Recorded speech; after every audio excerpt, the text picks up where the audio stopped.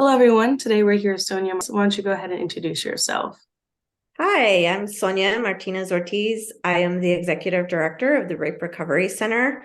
We're the only standalone rape crisis center here in Utah. So, can you tell us a little bit more about the Rape Recovery Center and what it offers and what services and resources there are? Yeah, so the Rape Recovery Center was founded in 1974 by a group of volunteers who wanted to do something about providing support to survivors of sexual violence. And so we'll be hitting our 50-year mark next year in 2024. We provide advocacy and case management services to survivors and secondary survivors of sexual violence, so friends and family of survivors.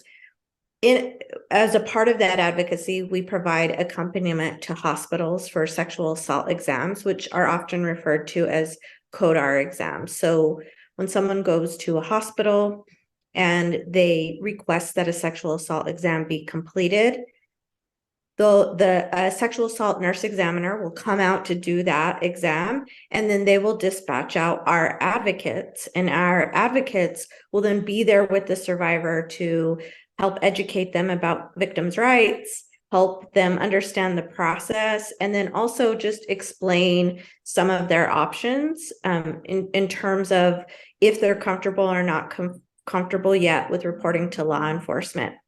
In addition to our advocacy services, so we have that hospital accompaniment piece, and then we also have in-house advocacy and case management, which includes providing resource and referrals to outside services.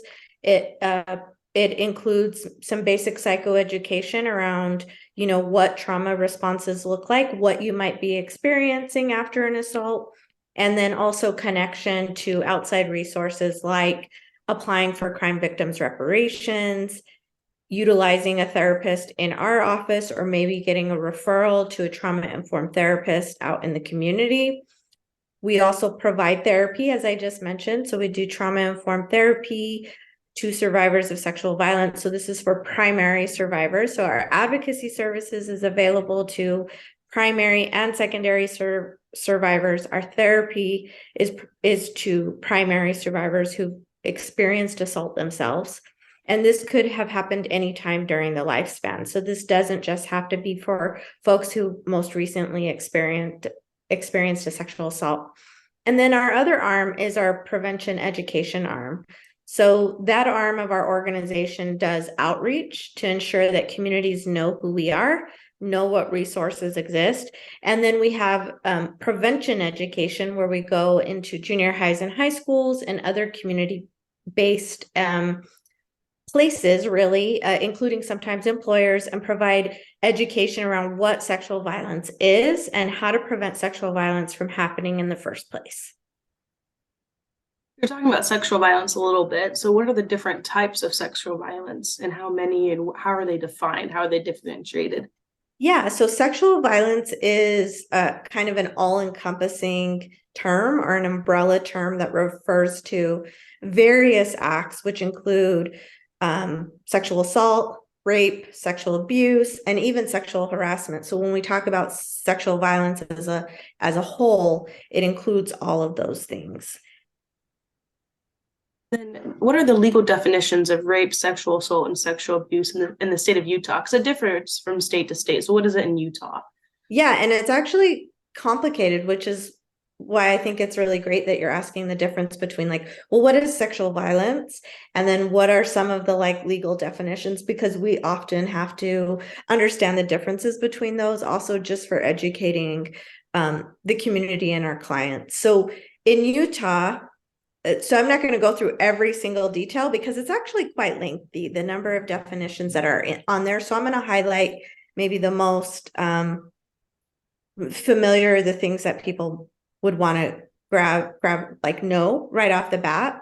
But more detail can be found in Title 76, Chapter 5, Part 4 of the Utah State Code.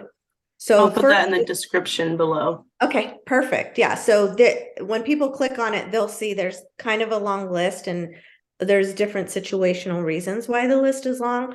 but what I'll talk about kind of encompasses what most people think about when they think about these terms. So the first one is rape. So rape is having sexual intercourse with another person without their consent. If this happens and the victim is under 14 years old, it's rape of a child. And then we have sexual assault, aggravated sexual assault. So aggravated sexual assault is where in the course of rape, sexual abuse, sodomy, etc., any of those crimes that the perpetrator uses or threatens the use of a weapon, causes like actual bodily injury, threatens kidnapping. So it's sexual assault as like a standalone is not a legal definition. It's aggravated sexual assault. When we talk about sexual assault outside of the legal definition, it's similar. So sexual violence encompasses everything, including sexual harassment and like teen dating violence. But sexual assault will be more of those things that are done to the body, but it's only aggravated sexual assault is legally defined in Utah code. And then we have sex abuse of a child. So this is where the perpetrator is an adult and the child is under 14 years old. And this includes any form of touching that may not be considered rape, including if clothes are on and the child is touched by the adult perpetrator. And then we have sodomy, which is kind of another layer of if it doesn't fit in rape or sexual abuse of a child, it may fit into sodomy. And then there's like object rape. So it gets pretty detailed depending on the crime itself and what happened during the course of the crime. Sexual assault, though, isn't defined by Utah code. Nope, just aggravated sexual assault. And then how does Utah define consent? I know you're saying if they're under 14, then it's considered child rape. So where is the age of consent and what is defined as consent? Age of consent is also a little bit complicated in Utah. It's complicated, but not probably as strict as it needs to be in certain ways. So the age of consent is 14 in most situations. However, if the perpetrator is a parent or in a position of trust, age of consent is 18. And then there's some parameters of that 14 and up, that 14 to 18, depending on if the person is more than a certain number of years older than them. So, but technically age of consent is 14, except for these other situations. So if someone is like 30 and the child is 14, that would not fit under age of consent. And then if it was a parent or a coach or a teacher, age of consent is 18. The other thing to know about consent is that the victim is tasked with the responsibility of expressing a lack of consent through words. So you have age of consent, which is like, it doesn't matter if someone says there was consent present, right? If they're underage. But if they're of the age of consent, a few things have to exist. And so one of them being that the victim expresses a lack of consent through words. So there's not like implied non-consent in Utah statute anywhere. And so this is an interesting and problematic thing in certain cases and can make it very difficult to prove a rape or sexual abuse case sometimes. Well, mostly the rape cases. Also, another way where consent, you will know that consent's not present is if the perpetrator knows the victim is unconscious. So again, though, that has to be able to be proved in court. And then if the perpetrator impairs the victim. So again, having to be proved in court that happened. And then there are some additional like situational issues that are outlined in statute that say like consent is not present if A, B, and C happened. And again, folks can go to that same part of the statute where it outlines consent. Yeah. How can rape still happen in marriages and long-term consensual sexual relationships? So it's been consensual before, how do people not automatically assume it's always consensual because that is an issue in relationships. Yeah, so I think it's helpful to start first with some statistics. So nationally, about 10 to 14% of married women report being raped by their spouse. And then approximately a third of women report having unwanted sex with their partner. So first is just to kind of talk about the stats, which are pretty high. And so starting with like, it's happening, right? And these are how people are explaining their experience. The second piece is to understand that in terms of sexual violence, it's really about power and control. It's not generally about the sexual act itself. It's used in particularly intimate partner relationships as a form of abuse. And so sometimes it can exist on its own. Sometimes it can exist alongside physical abuse. What's important to understand why this is possible to happen in relationships where consent was present is that consent can be revoked at any time. You don't just sign, off your name that I consent to having, a sexual relationship with this person. And that means I'm forever always giving consent to this person. And there are various reasons why consent might not be present in a marital or intimate partner relationship. But the important part to know is that it's often used as a form of coercion and abuse. For parents, what are some good resources to teach children about safe dating, especially in like a lot of the media today? It's not a lot of healthy relationships that are portrayed as healthy, successful relationships. So it's a good way for children to learn about safe dating and safe, strong relationships.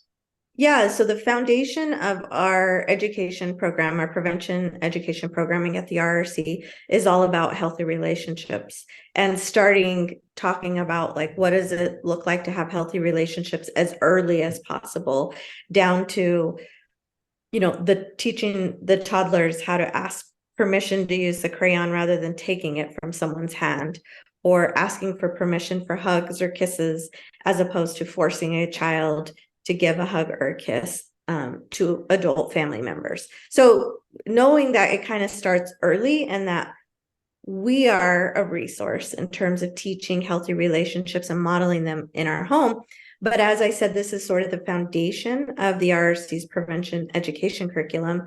So we do provide in school to junior high and high school, and then in other parts of the state. So we're primarily in Salt Lake County, so the school districts that exist in Salt Lake County, but there are other organizations similar to us who do similar curriculum in junior high and high school throughout the state.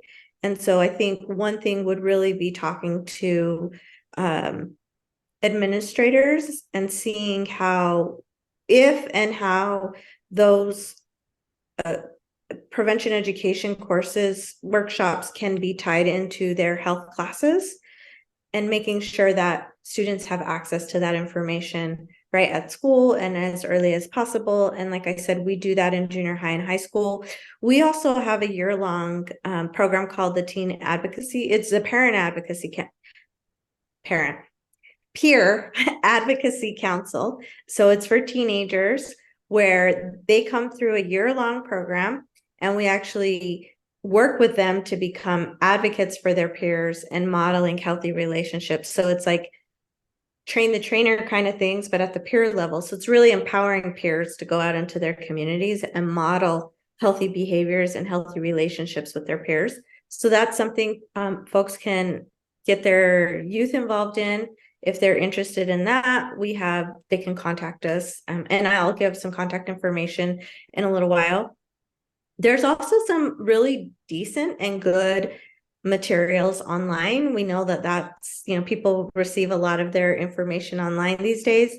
So there's loveisrespect.org, futureswithoutviolence.org, and teensforcourage.org. So these are all really good online resources that our staff have taken a look at and feel good about the information provided. And then while this might seem a little counterintuitive, there is actually some decent TikTok and Instagram accounts that provide information. So we have both an Instagram and a TikTok account. Our TikTok isn't super active, but our Instagram has a lot of content that people can scroll through and see, like really quick, easy to digest information. But Love is Respect also has, I believe, TikTok and Instagram accounts, and that is one of the websites that I provided as well.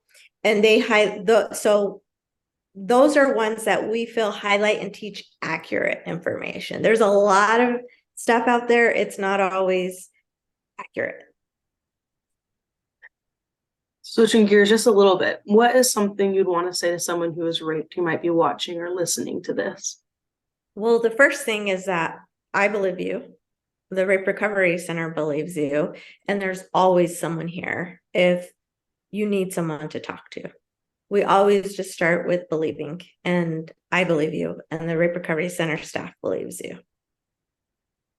I have a friend or family member who was raped. What can I do to support them in their healing process? So additionally, it's start by believing, right? We have a guide for friends and family. It's in English, Arabic, and Spanish on our website at raperecoverycenter.org. There's a little how to support a survivor tab on the top bar. And when you click on that, it'll take you to the guide for friends and family, and you can download it. We also have physical copies in our office if folks want to stop by and pick that up. We're located in Sugar House in Salt Lake City. But some of the components of that I'll just highlight really quickly is to first start by believing, right? If you know someone you love, someone you know has disclosed to you, start by believing them, and just step into that. Reassure them that it's not their fault. Know that they're disclosing to you because they trust you. And with that, there's a lot of responsibility that goes with that, which is respecting their boundaries. Let them lead you, meaning we can get really like protective of folks we love when we hear about this. And we might say things like, we've got to go report this. You got to report this. We want to make sure this person doesn't do it again. Let folks come to those conclusions on their own. And so let them lead you, and do not force any adult to report. Now, in Utah, we're all mandatory reporters for minors. And so that's a different conversation for a different day that you may have even already covered here. But don't force folks into anything. Be there as a support. Let them lead you, help them kind of work through. It's helpful, I think, to get to know some of the symptoms connected to PTSD, trauma in general, just so that you, maybe if someone is disconnected from things that they normally enjoy, just watch out for those things and ask them how you can support them. Ask them how you can maybe provide them with resources. We sometimes will have secondary survivors drive the survivor to their advocacy or therapy appointment in the beginning stages. We're very open. There are certain parts where we might ask someone to wait in the waiting room, but if someone feels more comfortable coming to our office with a support system with them. So there are a lot of things you can do, but start by believing and then educate yourself before you kind of start to insert yourself into like wanting them to do XYZ. What can we do to prevent sexual violence? So the very first thing we can do is that all of us need to recognize that every single person has learned or interacted in unhealthy ways, right? In not the most healthy ways, not always ways that promote healthy relationships and body autonomy. So we all can do something in our households and in our community to improve in this regard. Talk to kids, even at the youngest ages, around boundaries. So again, as I mentioned earlier, you can do this age appropriate at every stage in age. You can do this before your children are even verbal, right? It's really about modeling behavior, talking to your kids about healthy boundaries, allowing them to establish their boundaries. Someone might have a child that is very friendly and affectionate. What does it look like to help that child build boundaries versus maybe you have a child that like doesn't even want to give grandma a hug? Allow them to guide you, but also provide parameters around what boundary setting looks like. Teach them how to communicate directly. talk to folks about consent and healthy relationships. I think it starts in your kitchen tables, it starts in the carpools, it starts everywhere that we don't think it starts. And then as we get older, the goal is that we're all able to interact and model healthy relationships. And when we're not acting in healthy ways, we're open to folks, telling us and restating their boundaries, if their boundaries might be different for them than for us. Advocate for these conversations to be highlighted in every spaces, particularly schools and churches where there are people of in positions of trust, where we want to make sure that this is the norm, is that we talk about this and we're not afraid and it's not a taboo topic. Learn about and practice consent in every aspect of your life beyond intimate relationships and sexual relationships. What does it look like to practice consent and boundaries at work, at home? Really think about that. What does that look like? Because the more we can practice it, the more that it becomes, well, yeah, obviously that consent should be present in those more intimate spaces. And then, as I said already a few times, is believe survivors. By creating a culture where survivors are believed, we can actually work to empower them to come forward and know that they'll be received well. About 80% of survivors do not report their assault. And the end game doesn't have to be that 100% report their assault, but 100% should feel like they have somewhere to go, that they can talk about their assault. One thing that I kind of thought about when you're talking about working with children, there's plenty of people who don't have children. And one thing I feel like people need to remember is that if there's a child who doesn't want to give you a hug, you don't need to force that kid to give you a hug. Or if you're at a grocery store and you start talking to a kid and that kid doesn't want to talk back to you, you don't need to push that conversation forward just to have that kid talk to you. It's not about necessarily respect. It's about what the child's comfortable with. And so I was kind of reminded about that when you were talking. Absolutely. How do we all practice boundary setting and respecting each other's boundaries? Because that can apply in, like you said, in the grocery store, at work, in many spaces. And the more that we practice it, the more that we create a culture of consent. Thank you so much for your time here today and talking with me and sharing your knowledge. What's a good way people can contact the Rape Recovery Center? So our office line is 801-467-7282. They can also reach us on our website. I was going to say www. That's very 90s of me. At raperecoverycenter.org. So fully typed out. There is a contact us method there. If you're more comfortable with like email, so it'll send an email to one of our advocates who will get back to you or forward your message on to who's most appropriate. And then we're located in Sugar House, so you can also find our address on our website. And then if folks want to, there is a statewide sexual assault hotline, Helpline, that is held by the Utah Coalition Against Sexual Assault. So if folks find themselves middle of the night, middle of the day, or they just aren't ready to reach out to the RRC, they can call and talk to someone anonymously on that line. And that is 801-736-4356. So much. You're welcome. Thank you.